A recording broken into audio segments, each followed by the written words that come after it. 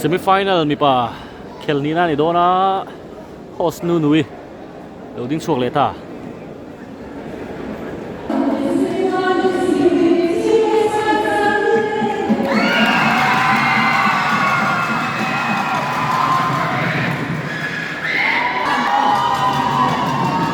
Data SK 712 Pro Volleyball League sáng hi som hi pathum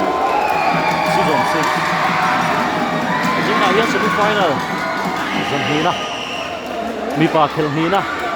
hi dona ni a jersey var ke korbul dum ha de hi chin rank spiker sam ni a jersey var tho ke korbul sen ha de hi hun thar volleyball club te ania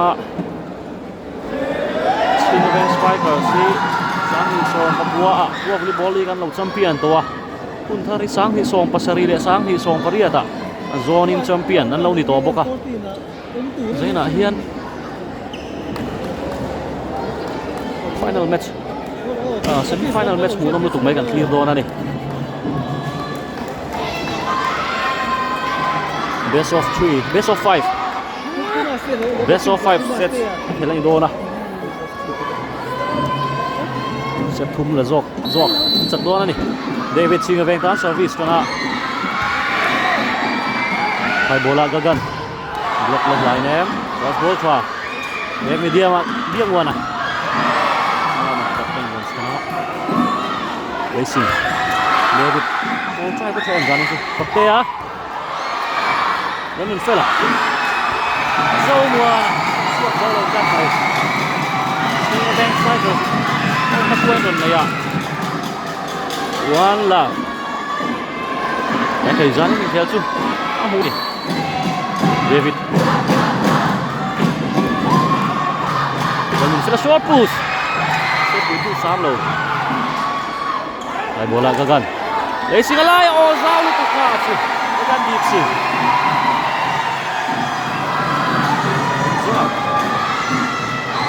chân ăn lạc chứ để gagan deep chứ one all captain lên mama có cho em đây là Pachuo out cái này try em sẵn harta anh quay về 2-1 service xuống dòng đón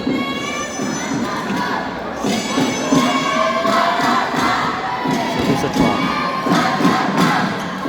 bola dia mana bola orang kita bola jagan di blok sira ila pesulat Salman tat bag tengin Javed Javed Khan blokan tang thì đầu cắt mày chú all về này lại là phát tè service đó lên phải có một phát còn trong vá là cái đầu cắt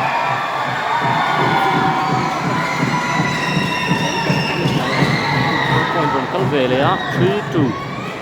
đang nhìn phải là có còn khung rồi á ball mang in Samuel là point còn lo chua cái 3 all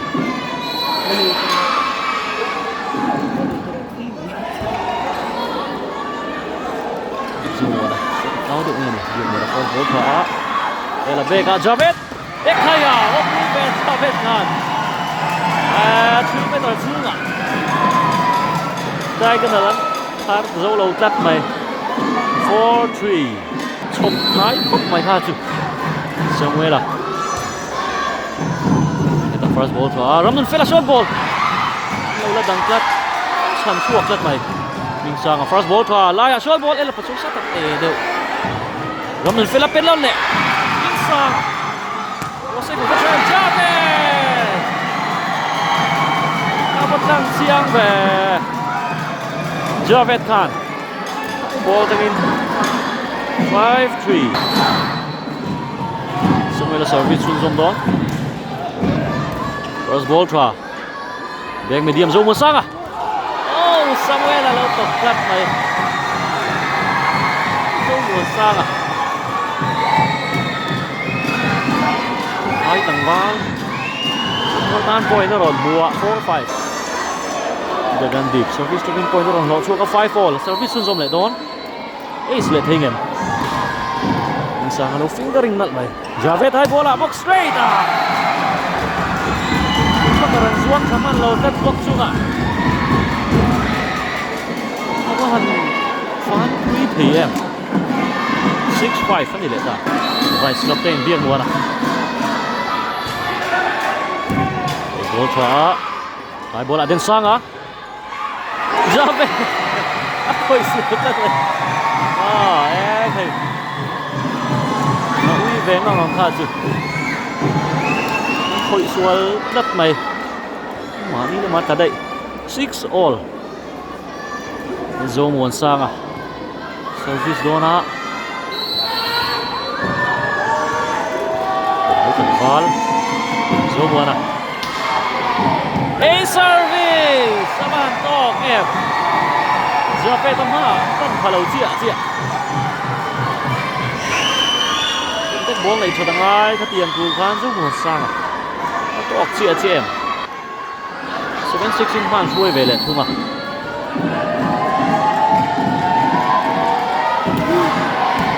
Sang á. Ngô thỏa. Đây là một số shot ball. Sang nó hụt lưu dấu đầu tật. Đây là một số Chúng lãng phả. Skiing of bank striker standpoint đó là ta. Javed service zona tama fakte ya. Ano luto. Den sang bok. Fakte na san. Oh, ela pa so. Patay di ka. Goal tha. Shot ball. Sang lo Javed bek tangin. Oh, so buan na mukman lo tat. Javed bek tangin point ta lo suak le. 8-7. Ground khel tuan sing bank striker sian kun thar hin ne to ba zani na chuan te nge yan tumang rual in hun thar po hian te le nge yan tumang chak jok final lu ni to tlat rama placing ai bola fakte ha Gandhi first ball tha beka Gandhi bok out chia next ball dalaw nei tlat ela pachuaw second Luffy in lâu một tát bay Corin nhất là lâu tai ball clock mà in lâu tộc man này ấy thôi vẫn viết về như lệ ta mình phải là phải bố lại phát tê á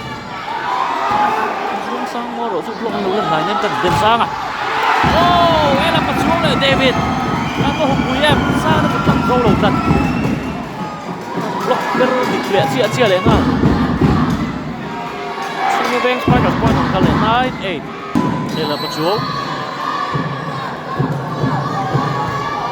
service thua cross ball thử tục bega den sang à vắt chiang em den sang à có hazot mấy den là đen den sang à 9-all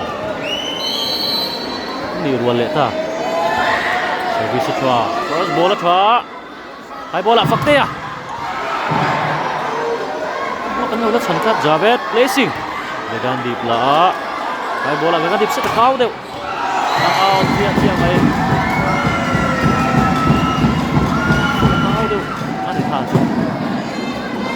10-9 John David lo ram suara itu wes langwal hai bola Gandhi bok biak buana lo la huplu ta hai bola penon le placing Pakaian sana second ball and save kalau sebelumnya lah hampir suaka 10-all Jopteng lal mama jump flop hit hani lal mama hit ai bola dia mona Zomona back medium Pakaian aman block drive ngaju kenal fakoma hai Duong Sang lại phát còn Duong Sang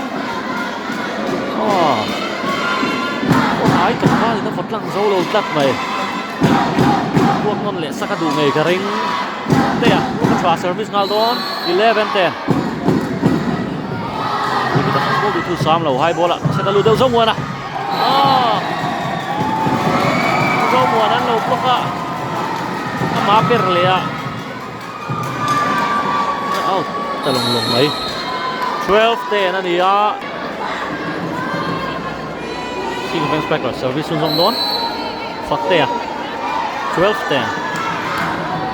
this is a ball cha the ball ka Gandhi awat siang ve Gandhi sing awa han kui em ha chu bloka kasok mai 11-12 lanun fela bom ha Marvin Klangwal ani hi una te apa te thingin volleyball khel bek an ni Samuel Javed net for the night lat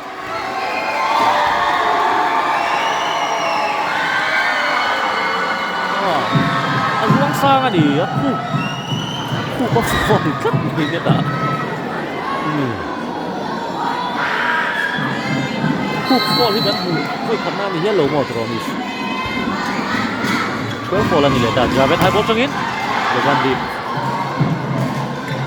zone to apelea Gagandip David lâu chana Minh Sang á net for dân này chắc blocker lamin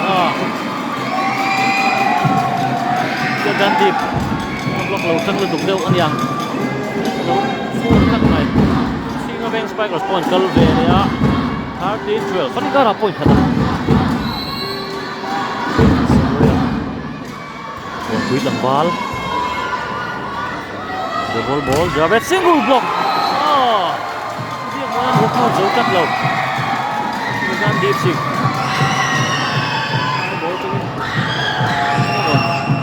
nghén mày muốn ăn lẩu đằng áo chứ không dấu lẩu cắt 13-all so mà thu về này lại ta the gun deep service na lon kaya ay bola Javed Javed pass block tulor sang mo chu block mara còn chút pial cắt này Javed không có chỗ ta 14-13 West Coast biết mua nè ai bola đến sang á ball Javed racing mà Orang tu fela net for lâu này tak sang lu tu ni me chan na to don kan ti kha semi final to sia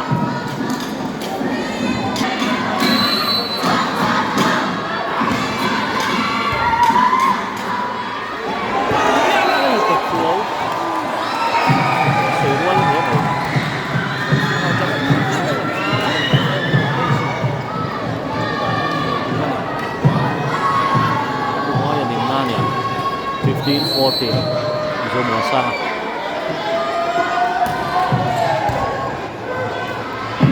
Javed, block semua.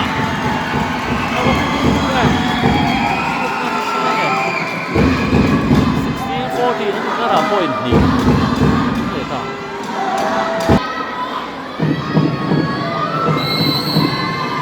Saulo.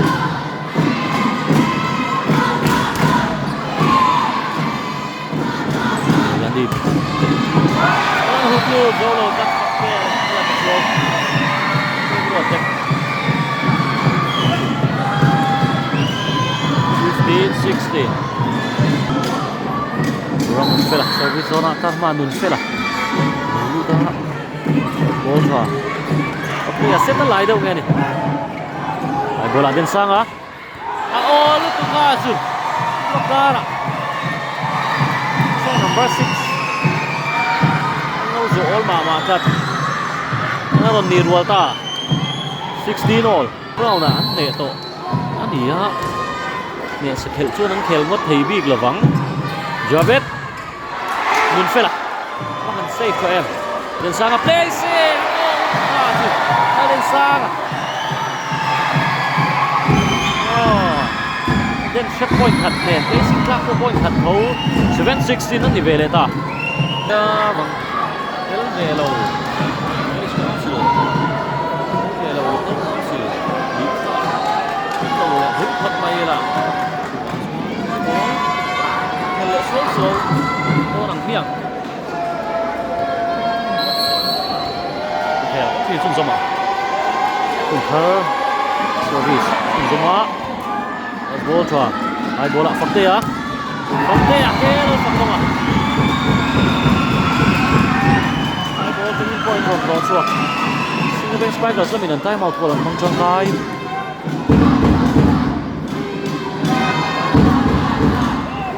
Pasari về đi lên ta đây là bắt số service trả trả đến sáng à nó đăng cắt racing fakte à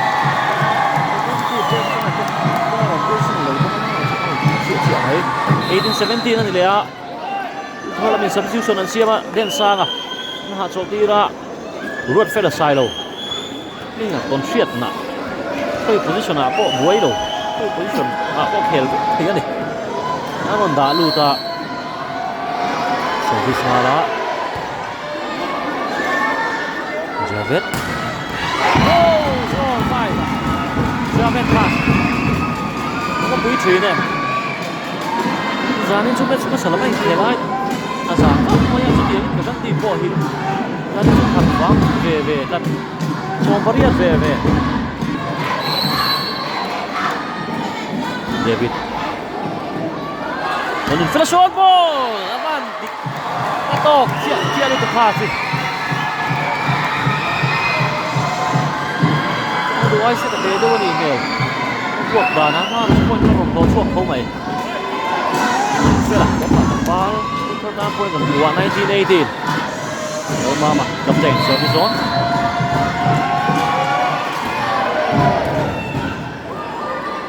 phải bola lại dừng rồi đó anh đưa dâu đầu dân lúc nén xin anh buộc cái rạ straight ạ không defense vẫn chẳng thấy lâu cắt mấy 19 all sẽ lệ ta bắt tè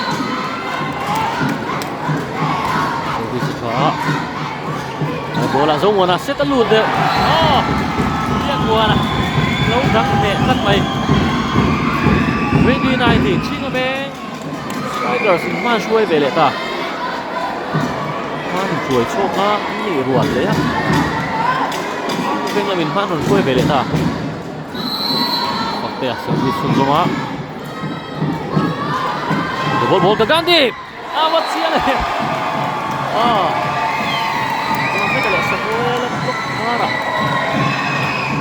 Baron potlang cat mai dengan Leipzig. Punjab macam mana lalu ni ya? Fit dibeli sih masalah ni. Zen zone mai ya. Nun fela. 20 all. Pas bola na set David set luya biang mana. Lawan Kendik. Out sia. 21-20. Mutarin mana suai beleta.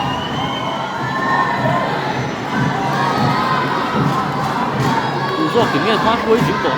giá nên định theo chữ một chôn point chữ để tổ cái này đây là service xuống cho họ ball cho bola Javed awas siang mereka chữ anu layak nó sang thì win one all xử lý sang ban mà cuma ban mà cuma là buông đi sáng này quay là service win one all này á Ramon Fila khay na ngay rồi to lên được thà chứ nó mình em Ramon Fila rồi người ven quý tầng val 22-21 nó là mình substitution là siam á lên sang à còn lụt lẻ ta The Gandhi service zone set point hay Chozel pass bola cái đấy Ramon Fela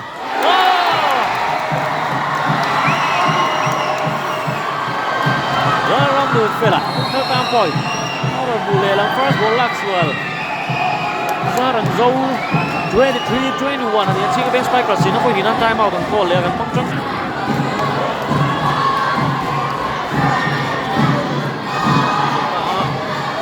โคลันบอกทีมคุยเทงเอ็ม23-21นั่นนี่ก็ได้ point ที่ออกมาคุณเท่านี้ถูกจัดละนั้น point ที่นั่นมาว่าเดี๋ยวมันฟาสบอลละมาบอกโซนจูจังอินเซตลูดเดียวอันเดน่าทำเดลต้าไทเดนซ่ากับเราบล็อกเตอร์เป็นซ่าอ่ะเราบอกวีโดนเอ็ม22-23ก็ได้ point พัดออก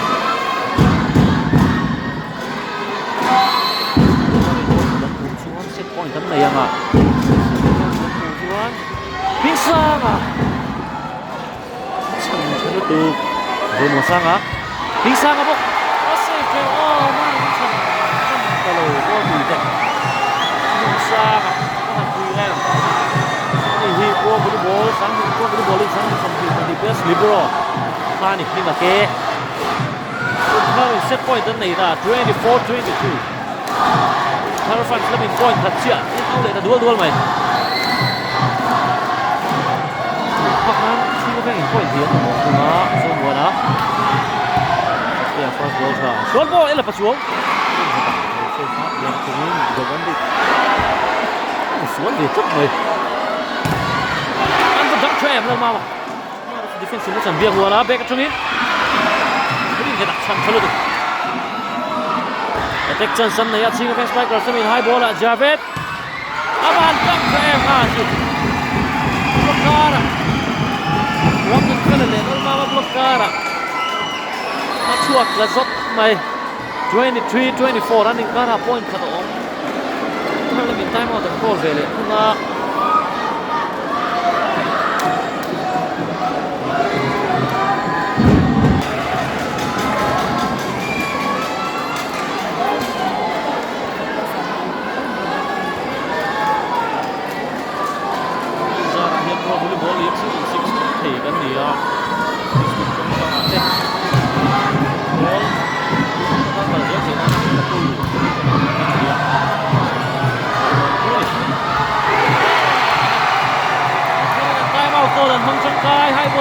สร้างอันpoint จะรอทัวร์ละ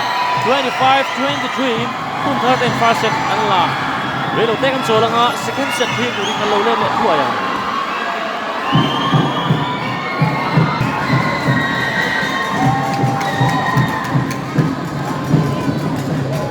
คันเราเล่นเลยตาสินะเฮียน semi final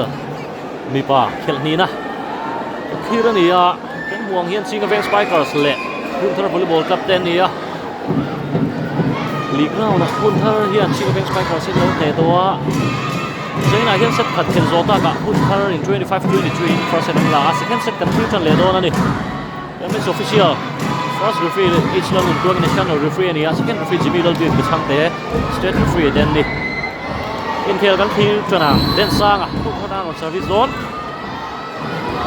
จะเป็นฟาสบอลนะครับเดวิดเรซิงฮะ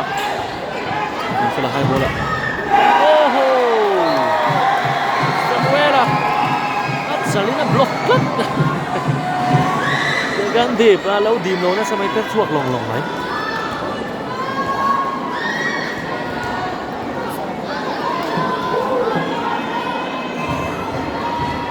ถ้าถึงpointมัดไว้นนในยะวันละโลทราBulan Javets. Oh, Hosreina. What's the name? Mama Bloxira. Sure, that's not mine.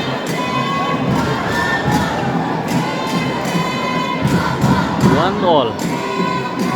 Captain David service Betundona Karma Piamuana. Javet and Samuel and Nomalena Malian Gandhi. Lama Maten Omaha. Amani Bebe. My bola Gandhi.ระบบหลุดแล้วไอ้บอลเซตทราเรซิ่งวาดินาทราจาเวตเรซิ่งโอนก็ขาดเจ้าหัวซาอันเป็นมันเราดัดเซเว่นโอ้ยเดินอนบุเล่อะ2-1เดวิดเซอร์วิสซิงจอมดอน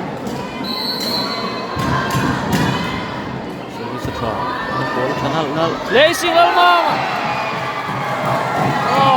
kan ti kha wiswak cha fingering kha lalma ma thiam zong kan ti kha setar zong hian an thei lo tay lalma ma ron muwa service na lo 2 all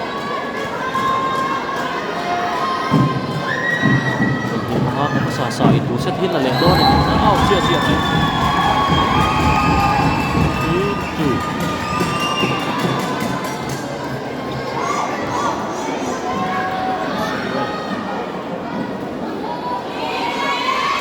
semua vanun lima còn quý thằng ba không biết sao mình sẽ là set lại đấy không nó là nó xuống không ấy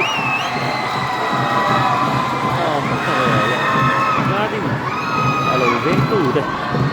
với tấn quẩy mày chui ổn mình sẽ là nó đến lẩu em mấy point nó đồng lỗ chua cả service nào đó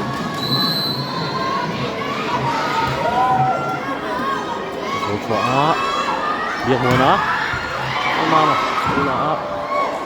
bên sang easy ball thế nào việc muốn là back shot ganti kita hubungkan kan lo. Dua coba ron relay ni, Zel Maya. Sini leta. Javet. Di zona terma fakta yang mula dari mana mula. Nanti Oma service. Ini mama tak. Sudah. Sudah.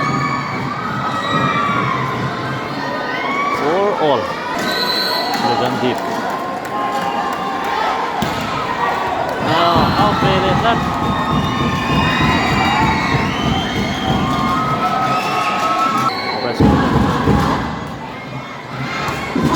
bola itu sam lo ai bola seta dia mana ron sangat hai bola fakta ya jom mana lo hublut dan sang san suaka anthem diga era betul ras bola thwa jom mana free ball abahan turu em kha jom mana sang hai tang bal zuang sang kha kasi sekar lalma ma lúc đó và hành triệt nè số em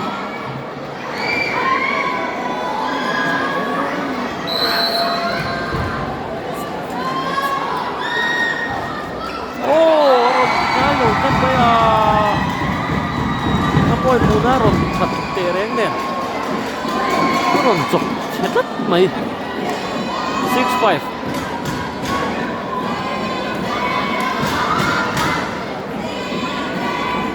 Bot lu dia wanita mel terong 6-5 Kila berjuang Cengklang pa Ball pa Ramdan fella short ball Dia muna Senang bagi kecuali Javet Ramdan fella dang jauh lo kan Javet Khan cuma hendak lo tahu MM hasil maya mana si Sina bentang point on lo chua ka 5-7 Ela patrol nó liền nói patrol bên bên sang hả cho em cái ganti kai đâu đặt 8-5 phát hiện là strike passing 8-5 cũng mang point cara point của ông tôi thôi là mình time out thằng cột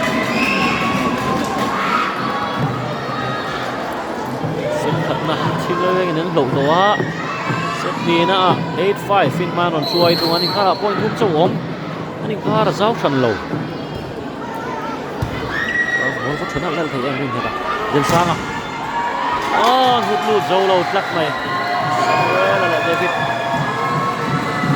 cần chút nấu đắng nghề với chút lách sáng nó na persuak 6-8 anh khá là còn so zim đẹp Orang nun fela service zona karma nun fela laulu ta. Ultra. Fakta ya. Orang Rohman kat mai beka Gandhi Javet. Lamana. Sada te deu. Nó chân đi khám trên sang hai bố chung ít. Javet dan sang bola Samuel short ball abahan Ozal si Samuel biang lima ko kui sang bal laya ram được bên sân man cắt lô nó to CM 9-6 anh cara point thung om lệ ta có chuột nó vật tê à một lần ball xuống sang Lun Fela short ball Lun Fela abahan rang em thả thằng ball Lun Fela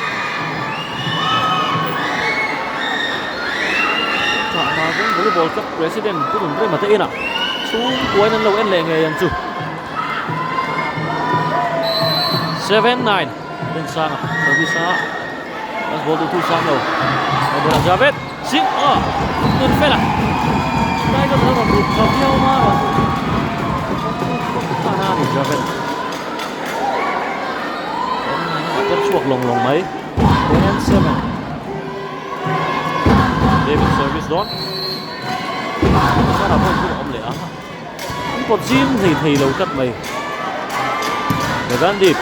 nó blocker ạ chuột lật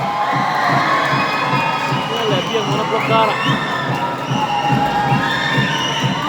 ấy để nó nên cara point thì ốm mà service zone atlar mà zone buồn à đâu lụt lệ á đặt tên mama ball to Javet. That's out, lad. Javet. Point. Nó chuộc lại ta. 11-8.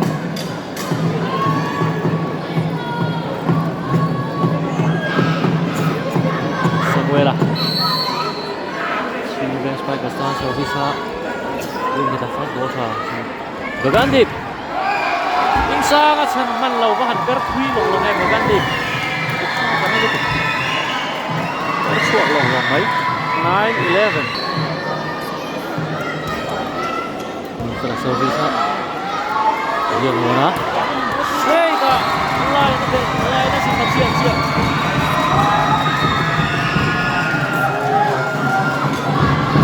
12-9 đi lên ta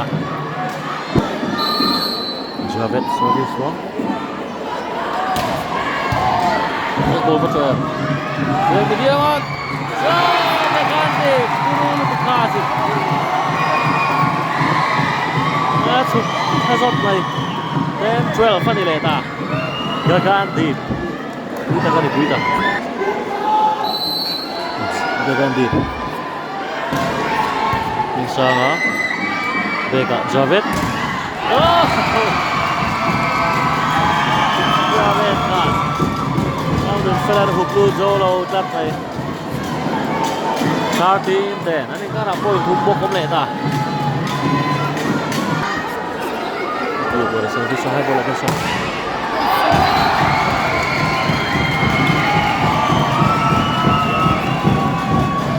14-10 Vice captain dia bola service sah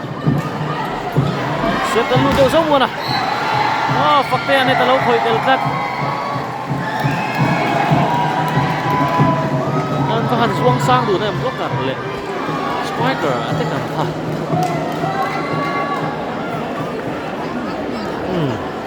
net sana in đâu nè 11-14 nia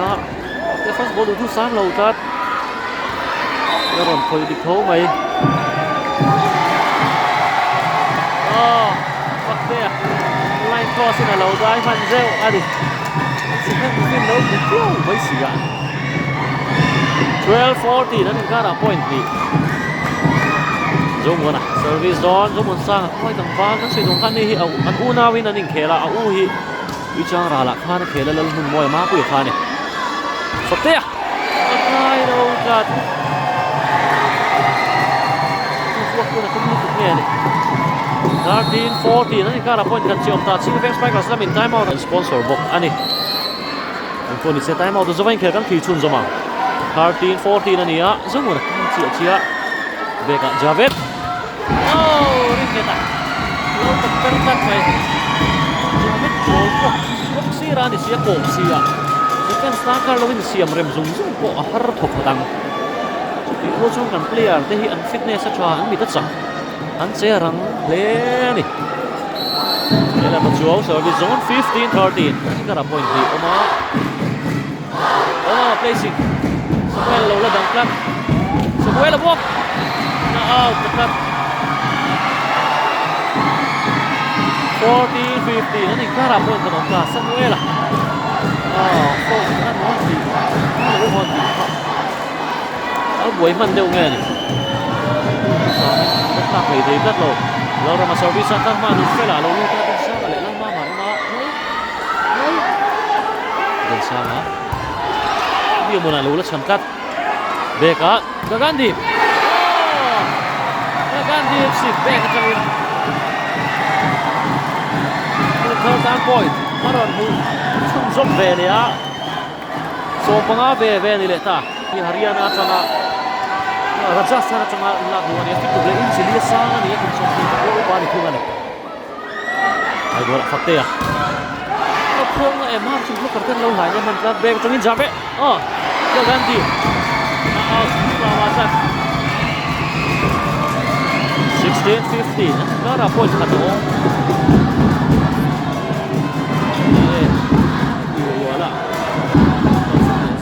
Malaysia 16-15 from there service on good for the short ball ato fulo good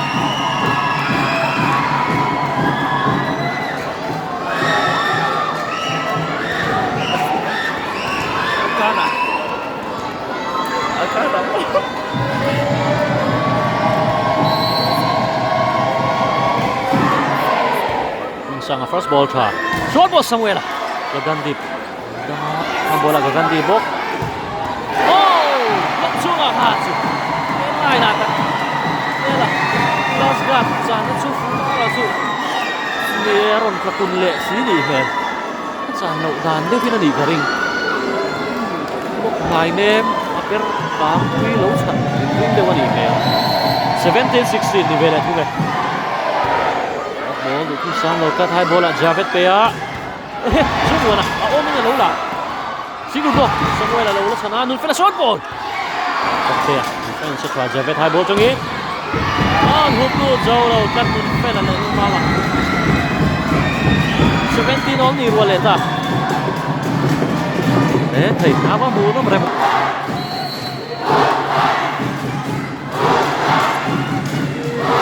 mà Placey chỉ đẹp lắm mà 18-17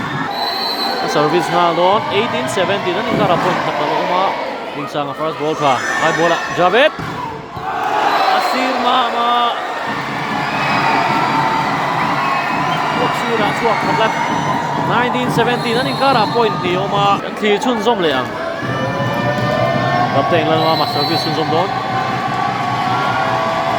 19-17 ball được thu sam đầu cắt xin bên lắm bằng Javed nun fela block lata 20-17 nun fela gortha tang val block ka ban khong cho em Javed fit gục lệ in chỉ lia sang ball fuwa lâu dang that hay tat mai 20-17 anh ta là point thum ông về lại thung ta xuất thật này tu do hắn này set lạc nan point nga chiếm một hai ball là việc mua na anh là dang lệ tat ela pachua waron chat sam ma ra su out tat mai thar gap kan hun tlang lak lo tat team tra tat 21-17 chỉ bị Wall in team bench Spikers lắm quay tấm khe hậu tốn này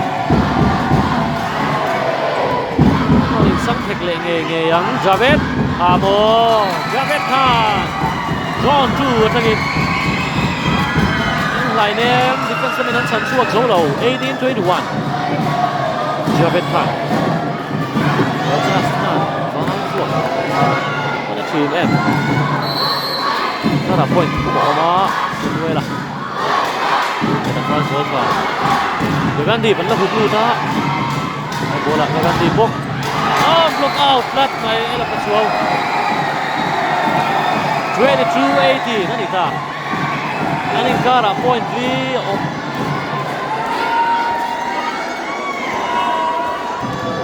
point ทุบันบูเลยชวนคุณทรินตัวเซตันละโดนชีกเป็นสไปค์กระสินพักนั้น point เลียนละมาหมดจอกถึงเงี้ยมาหมดคุณภาษารัสบอลชาเรียกไปดีมาเบี่ยงหัวนะ placing อะไรอย่าพักหันไปเข้าเองเข้าตัวอะไรเข้ามาดูตรงนี้19-22ฉันลงมารับหนึ่งเฟล่าตั้งตีเลยที่เหนือสักพิสักทรายเดี๋ยวไปเดียมาเชิงวัวนะอีกสองเดี๋ยวไปเดียมาเบี่ยงวัวนะบกช่วยท่าวิ่งเลยนะแล้วมา easy ball เอลปัจจุช็อตบอลแล้วเลียนโม่ยังปัจจุมาหันพลังแอบเป็นดวงในช่วงมันหรอ20-22นี่ก็รับ point ดีเสียงเลยท่าจะเป็นเซอร์วิสสุดยอดจะเป็นท่าได้เลยมากเป็นแน่คุณพระการลงอมเฮ้ยนั่นดิซุยเฮ้ย23-20นั่นเป็น point ขัดตั้งตัวเลยส่วน set point นี่ยังอ่ะเซตตั้งหลักส่วน set มีนี่โดนดีนะเดี๋ยวกันดีชัวร์ฟบอลค่ะไอ้บอลละฟักเตะเซตลูดเดียวอันนั้นถูกลูดนะเบียกมัวนะบูกระชังอินทุยมาค่ะสุดเบียกมัวนะก็สวยกันที่สามเราเดียว24 set point 20นี่เลยนะ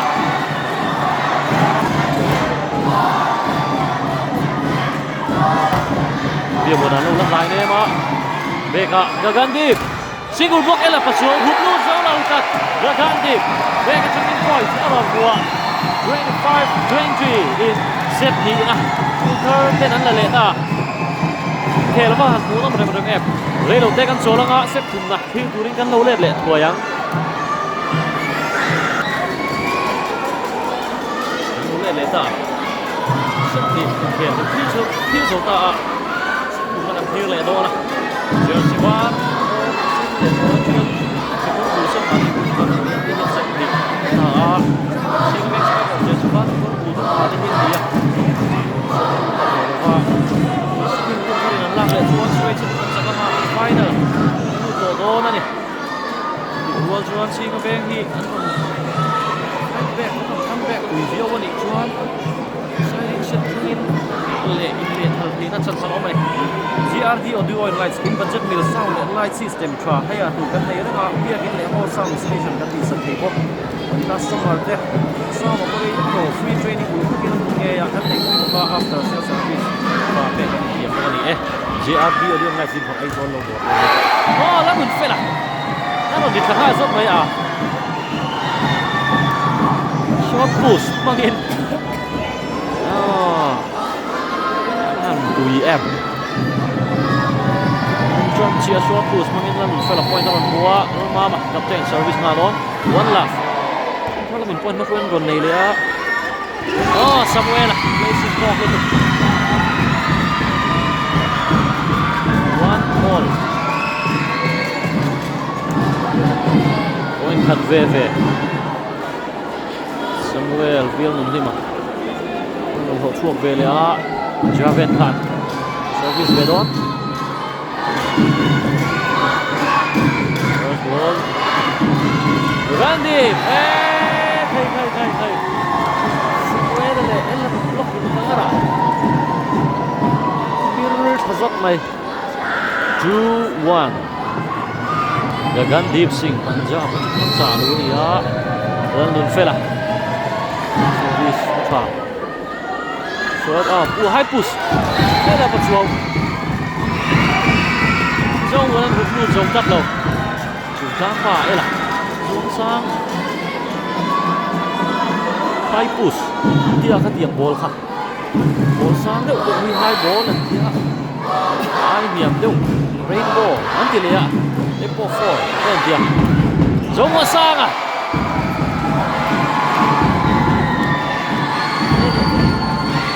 Entia Anh dấu tắt lầu mấy Zomo Sanga thì là ruộng lắm các chí 3-2 Gan team service on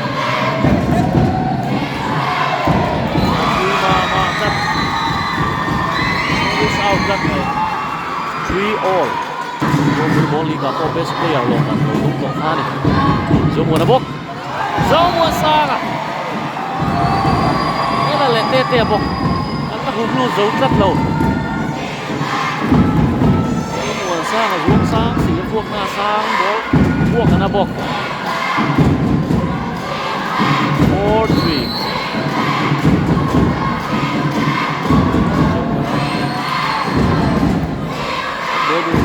Beka Jabir Pea ini kalau tok persa mai ini bang abin wal ni wal ka score all dalam show service zona sama first ball kan mantap 5-4当然没谈了，怎么意思了？他4很身体的零。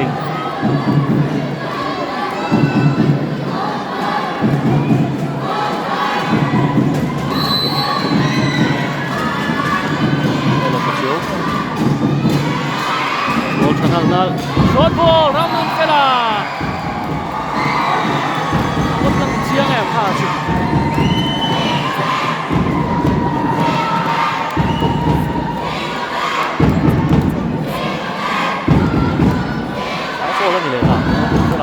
Chua ka service na lo mani sela na lo sa first ball du tu sam lo Javed dai ko na den sang lo san ka dai ko la hen hai ball la den sang lo den sang na ba han tok em ka chukon tem placing oi ko ron lo chua le tan mai den sang a defense del box 6-5 kan ikara point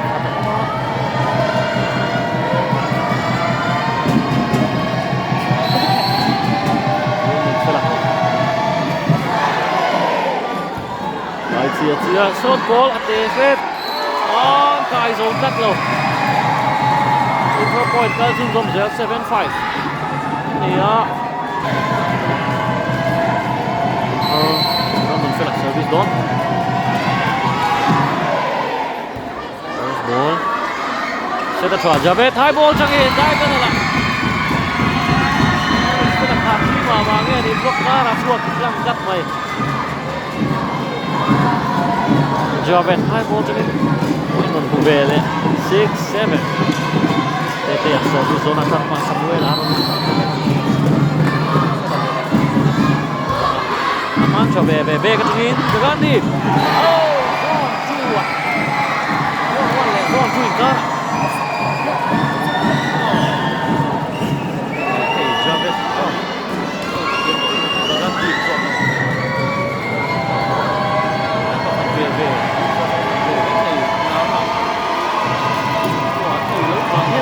Alam si Olrek may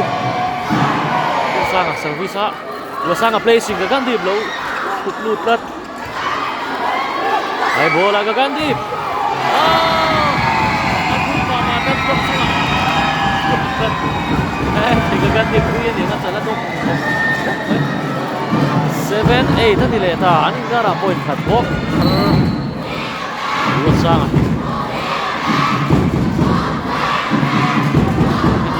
bola Gagandhi bisa tekan dong. Oh, block out kat mai. Gagandhi tu sampai tadi lo bang block kan norjil sebab block out Asia. Dia ngai dia dekat point on sini orang ni. 9-7. Ini gara point ni orang tak tengok nama Farisa. Block saya. Javed.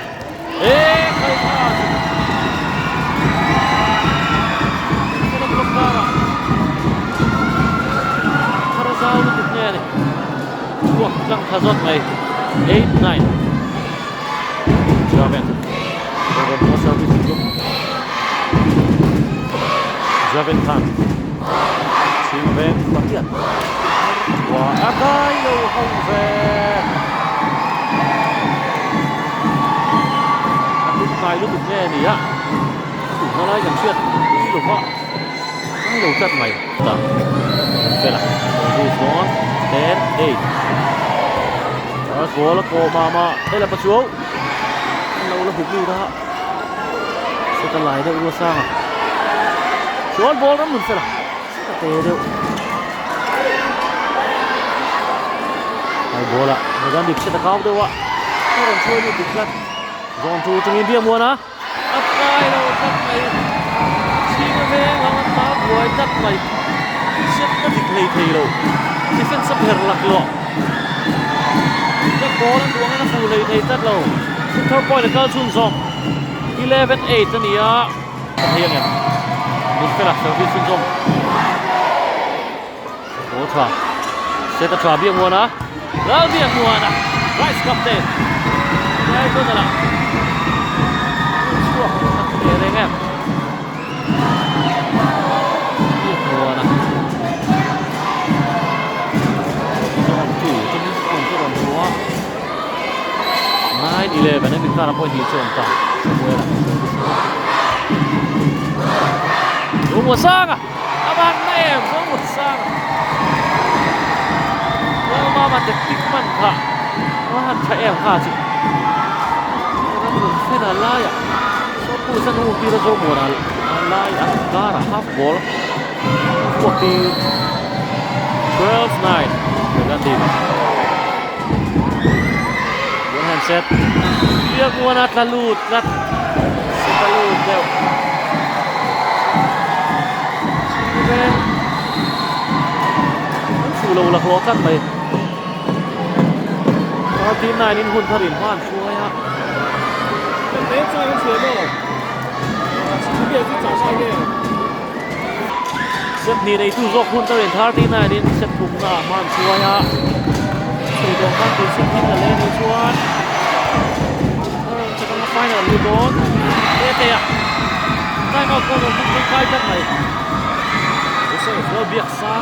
không bỏ lỡ những video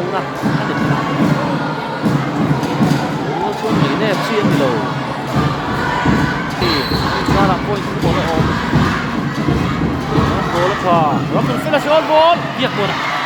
Listen dika high bola ila pusat ate deu placing. Mana high bola den sanga. Big sanga. One save for set ate deu.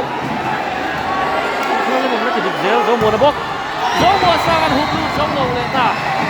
Ora ko zo le te ya zo mo na fa han phong kan ti em. Mo sanga. Ta ko ko le ta 14-10.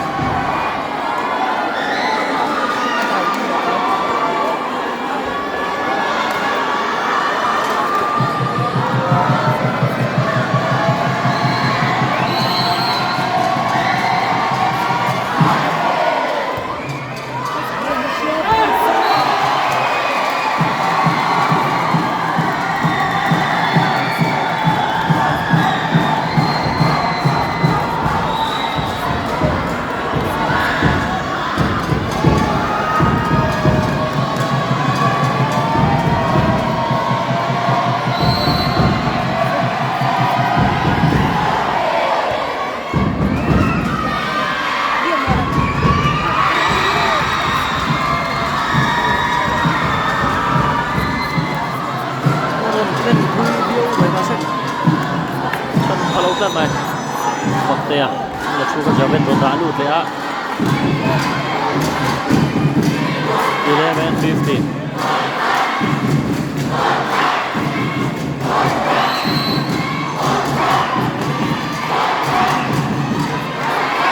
Robin Fela Boleh lolos oleh 16-11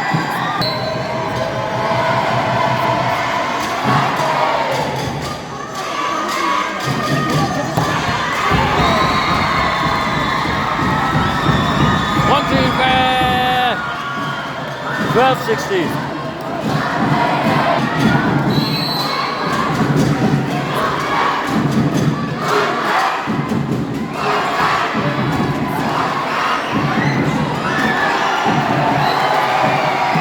Chuột dâu đầu cắt này 17-12 vẫn thì các nào point lao ổn cả.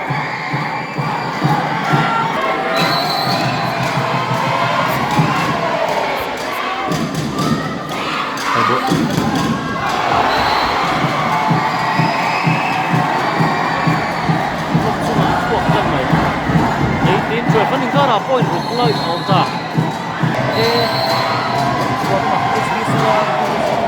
President ko law nito so ano sa dito kung sa ano sa dito kung sa SPC ko dito dito ni ano yan yan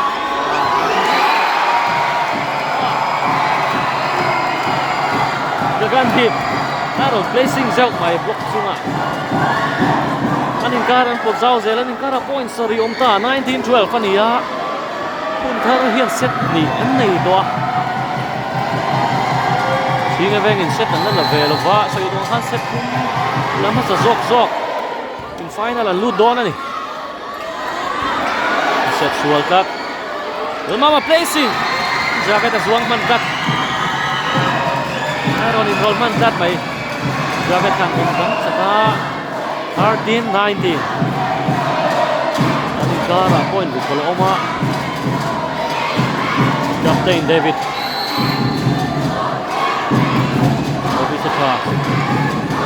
Ay bola gaganti Bisa Menurut sana Jagat ay bol jungin Namahan siang yang pasif Nama blok bara 14-19 Ini striker sa dengan negara Perempuan sim jel Jagat kan ay bol jungin point Perempuan chua ka Captain David service sunjung doon Negara point nga lakom bola Randy Gagandi Singh đang sâu lầu giật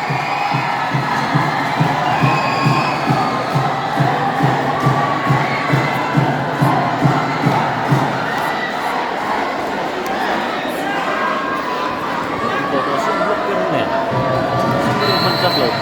20-14 Captain lên mama Hai bola dia bola straight dia bola Nice captain. Game fighter Stanford on lột chuộc lên thật. Inandang thầy lâu cắt mày.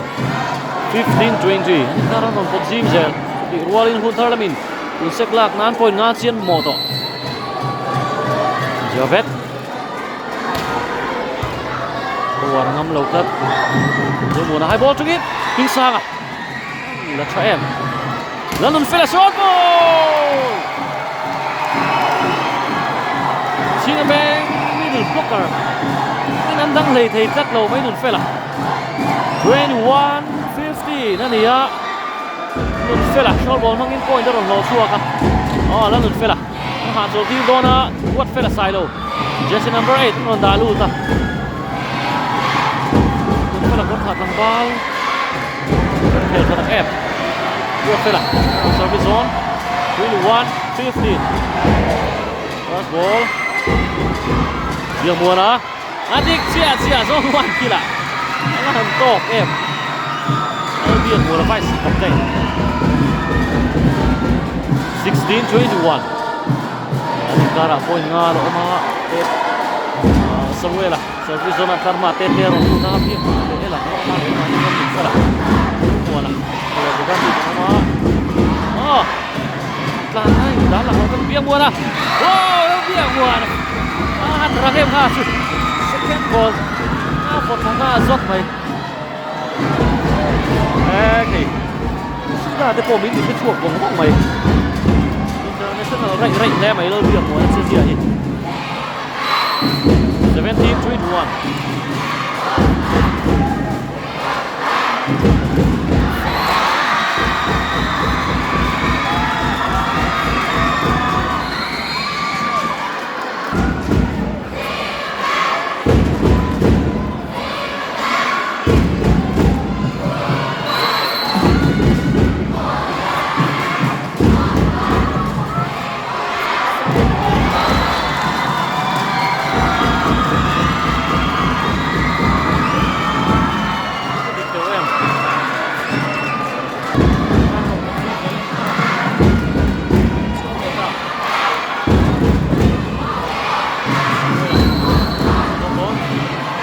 19-21 Wing na fast ball ka media wa Gagandhi tetia dulu kan ai bola zong wala placing dia wala aman hut fair dia wala 20-21 ani ta oi khatsia ani kara onta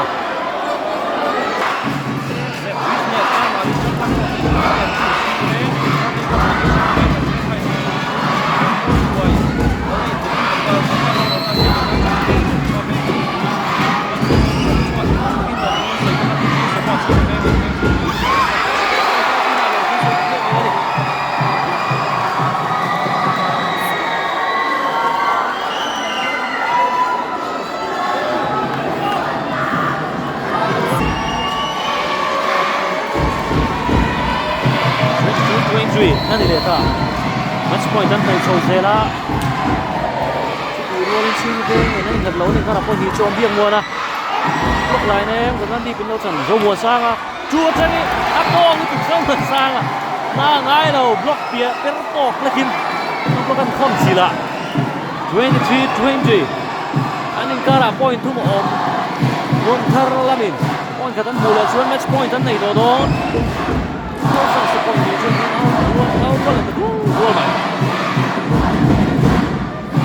Singapore sekarang pun lagi terlalu. Abu Mama. 21-23. Tuna. Singapore lah ingat san lah naik tra. Pas ball tu sam lah pak. Beka kakan di longnya sih tak ada. Ya. Bola dah betul. Cuối protection sân này do một sang zone thu trong in và bàn chia do một sang à đây là phần chuao lại tê tiếp block ra đó do mùa nè và hẳn turu em 24 match point 21 anh ta point cái tán mù lại chuang hun thang skin final là lùi tổ đón chính cái hiện đang thấy nhỉ chính cái hiện tụ sẽ làm lao cái chuang sẽ bị nó bị nó ai đón thủ vẫn khá là thôi cái điểm point thật trên là một Acer 25-21 in set kun na kun thate nang leya become straight set din kun thate sakso kan nita final an luta ani ni kuma semi final a kun thar hian TNT lo me ko lo ka na hian TNT ne final ana in tum le don ani jiu top sana TNT le kun thar volleyball club ni pa te final an khelanga nilai tho chan sana kanan volleyball club le luang mol volleyball club me chia den final nu na kan khelang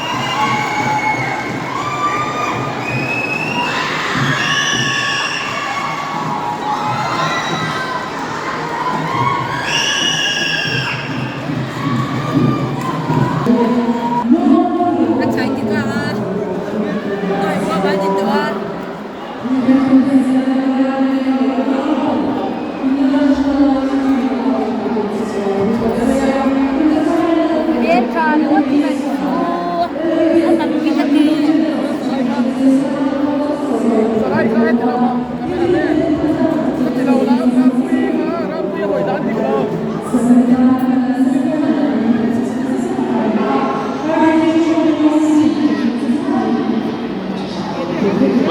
bak tahu leh.